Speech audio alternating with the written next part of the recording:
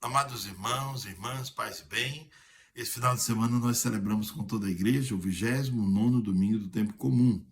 E o evangelho para esse final de semana é Lucas, capítulo 8, versículos de 1 a 8. E Jesus conta uma parábola sobre o dever de rezar e não desanimar nunca da oração, não desistir da oração.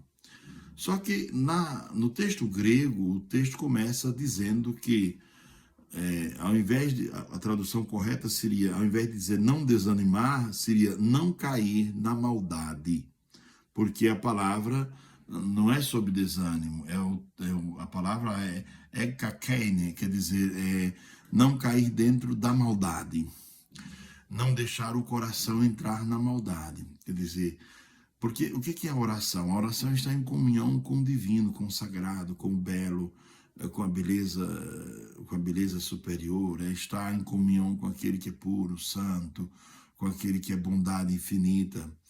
E não estar em comunhão com ele significa ir aos poucos caindo de fato no mar da maldade. O que é a oração? É uma grande pergunta, uma pergunta interessante. A oração é um encontro da criatura com o Criador, do finito com o infinito, do tempo com a eternidade. Deus se abaixa para abraçar o ser humano, não é? Deus ergue o homem na oração, é o abraço entre duas realidades que, digamos assim, são muito diferentes, porque Deus é o totalmente outro, como nós dizemos na teologia. Na oração, é como se nós fôssemos o rio e nos encontrássemos com o mar. E nesse encontro, à medida que nós entramos no mar, nós absorvemos tudo que há ali, nós também somos absorvidos pelo mar, não é?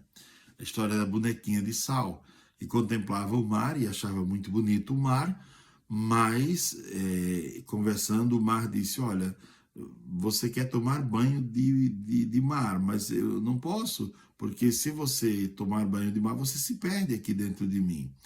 E a bonequinha de sal aceitou, e assim o mar veio numa onda maior e levou a bonequinha de sal, quer dizer, e ela transformou-se totalmente, entrou no mar e não foi vista mais.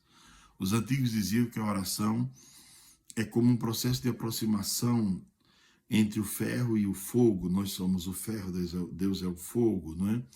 E quanto mais o ferro se aproxima do fogo, mais ele muda. Primeiro ele esquenta, aquece, e depois ele se transforma numa chama, e depois não dá para distinguir mais o ferro e o fogo. Por isso o apóstolo Paulo disse a certa altura, já não sou eu que vivo, mas é Cristo que vive em mim.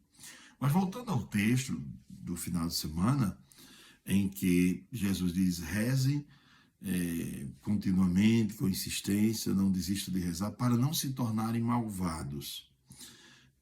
Santa Teresa d'Ávila, ela diz uma frase muito interessante, que o homem que não reza se torna semelhante a uma fera, e aos poucos, se persistir na sua falta de oração, torna-se morada dos demônios. Porque, de fato, a oração é essa comunhão com Deus que nos esclarece sobre quem nós somos e sobre a nossa peregrinação para a eternidade.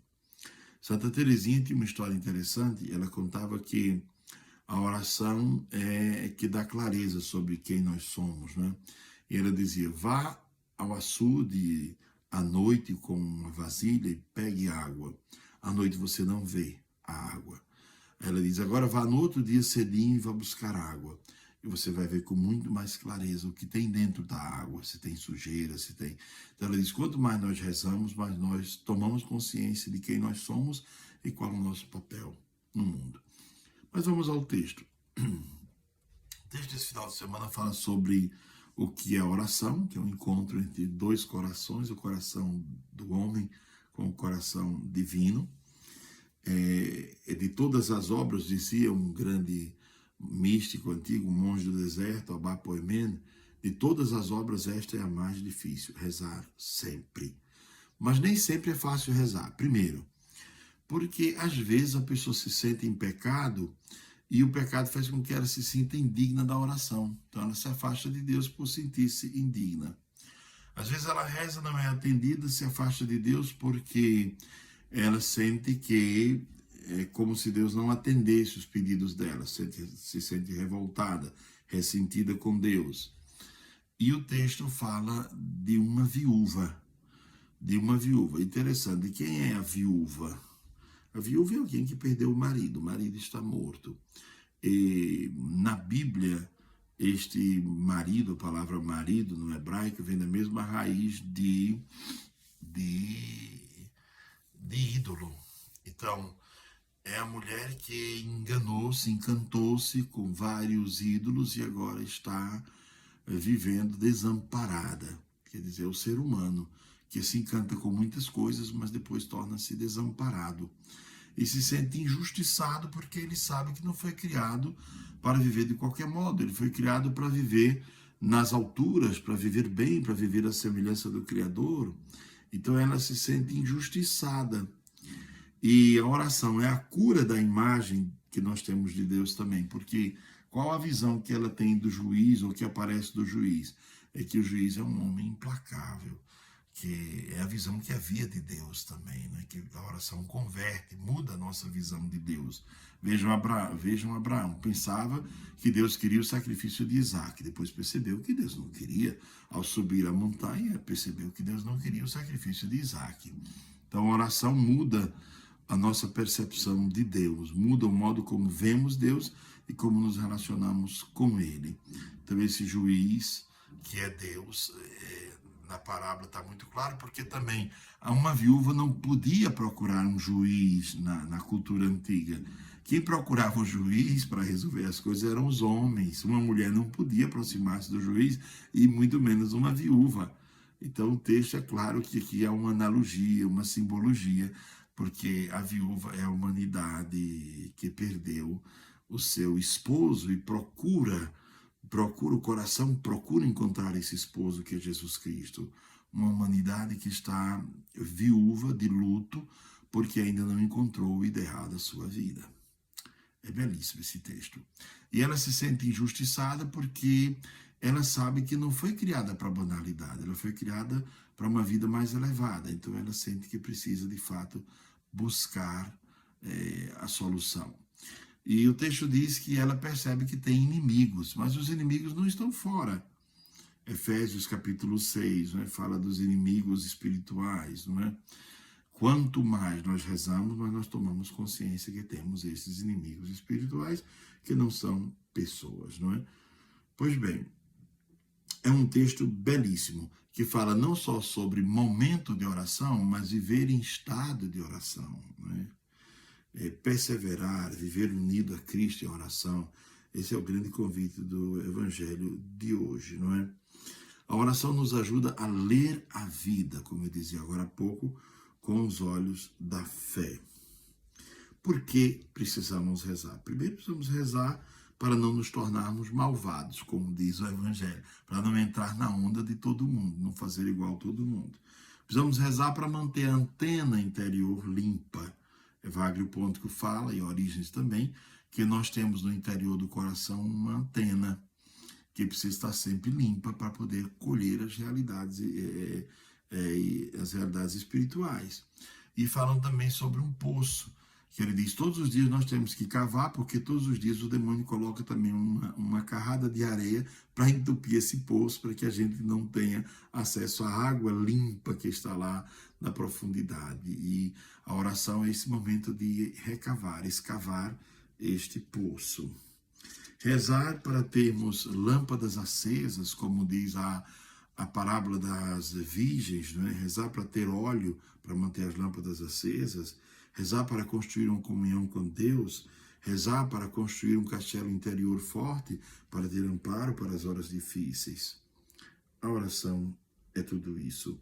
E é também, como eu dizia agora, uma conversão sobre quem é Deus, uma mudança da imagem de Deus. Deus não é um juiz perverso, Deus é amoroso. Pois bem, o texto de hoje é belíssimo, porque essa mulher, à medida que ela reza, que ela insiste na oração, ela vai mudando por dentro. A oração faz perceber que, às vezes, vivemos uma vida abaixo daquilo que deveríamos viver. É assim que ela se sente injustiçada. E ela sabe que foi criada para coisas mais elevadas. E viver uma vida, digamos assim, de qualquer jeito. Levar o trabalho de qualquer jeito, viver o casamento de qualquer jeito, viver a vida com as amizades de qualquer jeito, amizades que não produzem, que não ajudam a crescer de qualquer jeito. Que texto belíssimo, né? Que texto belíssimo. Pois bem, rezar para não se degenerar no mundo e não ficar correndo atrás das multidões para construir o seu caminho único com Deus, com a comunidade, mas também sem perder essa subjetividade que é muito importante nos dias atuais, não é? Pois bem, o juiz no Antigo Testamento não protegia as viúvas nem os órfãos, né? O juiz tinha outra função, julgar as causas, julgar outras causas, e não recebia mulheres, mas o juiz recebia homens, acolhia homens com as suas causas para resolver. Pois bem, neste domingo, peçamos ao Senhor que nos dê a graça de reaprender a rezar, reaprender o sentido da oração. A oração nos faz perceber que somos viúvos, que somos vazios, que perdemos o grande amor da nossa vida, que nos distanciamos do amado que é Cristo e que assim construímos uma vida às vezes vazia. E o texto termina fazendo uma pergunta: Cristo ao voltar vai encontrar fé ainda no mundo? Essa pergunta é provocativa porque dentro do contexto do Evangelho é o seguinte: Cristo ao voltar vai encontrar viúvas, viúvos, pessoas revoltadas com a vida ou pessoas que estão buscando encontrar o seu amado. Quer dizer, vai encontrar pessoas que simplesmente se fizeram de vítimas ou vai encontrar pessoas que estão mantendo a fé e a esperança e estão vivendo na sua comunidade e buscando crescimento na sua fé. São apenas algumas pistas para a nossa vida de oração. Eu imagino que cada um na sua comunidade pode retomar esse texto fazendo as suas reflexões a partir do tema da oração mesmo. O que é oração, como rezar, o que rezar e quais os frutos que a oração pode deixar para a nossa vida. Um grande abraço, bom domingo para todos, fiquem com Deus.